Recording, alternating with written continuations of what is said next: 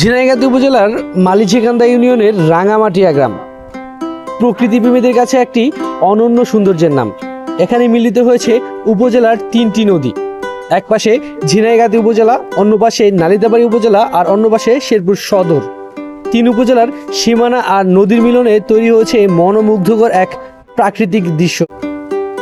তিন নদীর মোহনায় নদীর শান্ত স্রোত, খোলা আকাশ, চারিদিকে সবুজের সমারোহ, সব মিলিয়ে রাঙামাটিয়া যেন প্রকৃতির আঁকা এক জীবন্ত ক্যানভাস।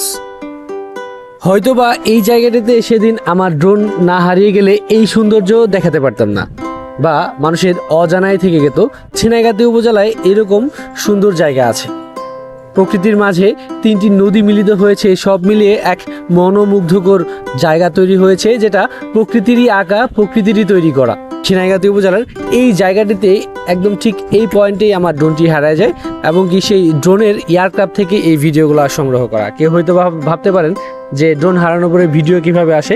তো ড্রোনের এয়ারক্রাফটের একটি অপশন আছে, সেই এয়ারক্রাফটের আমি রিমোট অন করার পরে আমি যেটা দেখলাম, আমি আমার একদম চোখ কপালে রেখেছি যে এয়ারক্রাফটে ঢুকে দেখি যে আমার এই ফুটেজগুলো সেখানে জমা হয়ে আছে। আর আমি সেই জায়গাটা থেকেই আমি আমার ড্রোন হারানোর কিছুক্ষণ আগে তোলা যে ফুটেজগুলো, সেগুলাই আছে আমার ভয়েস অফ সিটিতে এবং কি ঝিনাইগাতি থেকে যা কিছু দেখেছি এর মাধ্যমে প্রকাশ করলাম। ঝিনাইগাতি উপজেলায় এত সুন্দর জায়গা আছে, ঝিনাইগাতি উপজেলার প্রকৃতির এক মিলন মেলা আছে, সেটা আসলে আপনারা এই জায়গাটাতে না গেলে বুঝবেন না।